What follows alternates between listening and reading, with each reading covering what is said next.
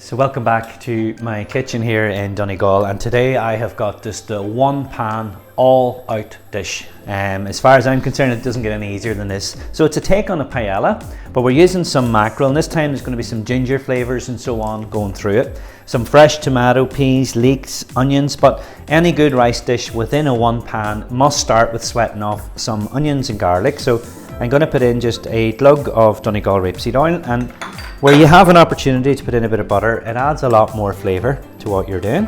So we're going to get a knob of butter in there, and that's just going to melt gently along there. And to that then I'm going to add some diced onion, and I have also 2 bay leaves here and 2 cloves of garlic. So for me, garlic, just smash it up, get the skin off it, and then we're just going to roughly chop that. So that skin should come off, which it has, nice and handy. There we go. We're just going to roughly cut up our garlic, and that's going to go in with the onions just to sweat. There we go. Doesn't need to be any more than that really. Just a couple of crushes over and back with your knife, because this is all going to break down slowly and release the lovely flavour. We'll get that little bit of skin gone. So now I can go straight in, once that butter's melted, with my onion and my bay leaf. And we're going to start that sweating process and add the garlic straight in on top of that. And give that a few minutes. Now we're not looking for any colour here. Colour would be if we're frying. We just want to sweat, soften down the onions, release the sweetness from them, and that's exactly what we're after. So that will just take a couple of minutes.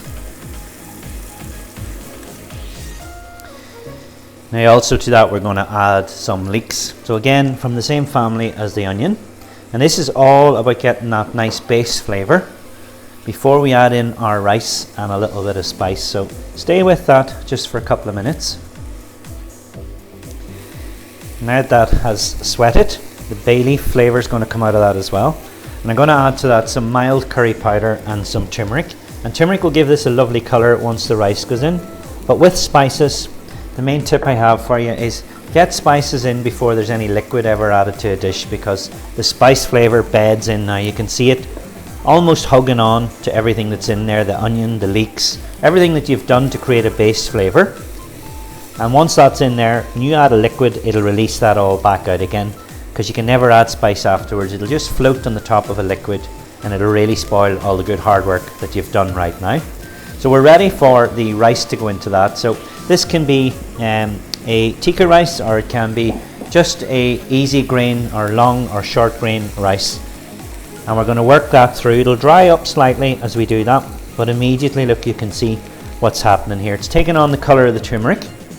And again, the heat now is about a medium on that pan, and that's a good thick based bottom pan, and I'm working that all the time just for a few minutes. And really that's what you want to do. You want to enjoy this as you're cooking it. Most good things about cooking is making sure that you are prepared and you're ready just to add the ingredients as you need them, not go looking for them as you need them. So after about a minute or two of that, I'm going to get some chicken stock ready, and I'm going to add that directly in there. Okay, so I'm happy that that has sweated. That helps to open up the rice as well. And to that I'm going to add my chicken stock. And make sure the chicken stock's hot when you're adding it. Now the smell of this is amazing. Now what will happen is that'll cool down slightly, and we'll wait for the rice to open up. So that will take somewhere in the region of about 12 to 15 minutes. So I'm going to turn the heat down on that slightly and allow that to simmer. And just as I'm doing that, for this particular one we're using the mackerel, which is the ginger, chili and the lime one. So I've just broken that up into big chunks and pieces, because that is already cooked. So we're going to add that in at the very end. And also to the recipe will be some tomatoes. Personally, I love the tomatoes, particularly now when they're in season, because you can get the yellow, you can get the red, and some garden peas, some lemon, and then I'm going to talk about some herbs. So I'm going to let that simmer first and foremost until that cooks out.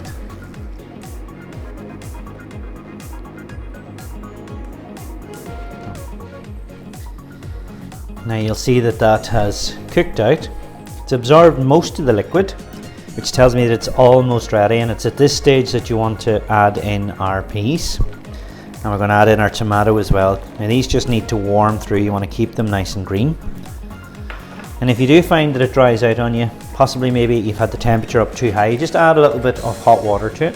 So we'll get the peas worked in there, and then our beautiful tomatoes. So again, I'm using red and some orange ones. And I'm going to add in the zest of some lemon. Again, it's beautiful and it freshens this up, along with some chopped parsley. The last thing I'm going to add to that is the mackerel, just to warm it through. So we'll go with our lemon zest. And there we go. So you can see how colourful that is, and it's brilliant because you can serve it in the actual pan that you're cooking it in. And I think that should do on the lemon side of it. I can taste this, and I can always add more if I need to. And if you wish, some lemon juice can go into that. So I'm going to get a bit of parsley. I'm going to turn that heat down as well. Yeah, that's what we want. Just nice gentle movement on that. Look at that now. The liquid has been absorbed into the rice. We'll just check that the rice is cooked. We'll get some chopped parsley into it. Now I'm using a flat leaf. You can, if you wish, use some curly parsley. And I can tell you the smell of this is beautiful. There's enough spice in there to excite you, but not to overpower, particularly the mackerel and the lovely sweet tomatoes that we have. So a bit of parsley in there. I'm just going to break that up slightly, spread it out. That's all I want to do with that. And then with our mackerel, I'm just going to arrange the mackerel just periodically in through that. So I'll do that for the next minute or so. Okay, so look at that. There's enough mackerel going on there. I'm going to add a squeeze, as I said, of lemon juice, if you wish, to that. And that just freshens it up. Now bear in mind that we've got some ginger even, chili, and some lime already on the mackerel. Small bit of chopped parsley over the top of that. And I'm going to finish it with a bit of pepper. Now, I don't know about you, but I can tell you that is one of my favorite dishes ever. Imagine being able to cook in one pan and serve it in the same pan in the center of the table. So that to me doesn't get any better. Colorful, full of flavor, in season, and it just showcases the mackerel brilliantly. And that is my very, very simple Pilau rice take on our beautiful Killybegs mackerel.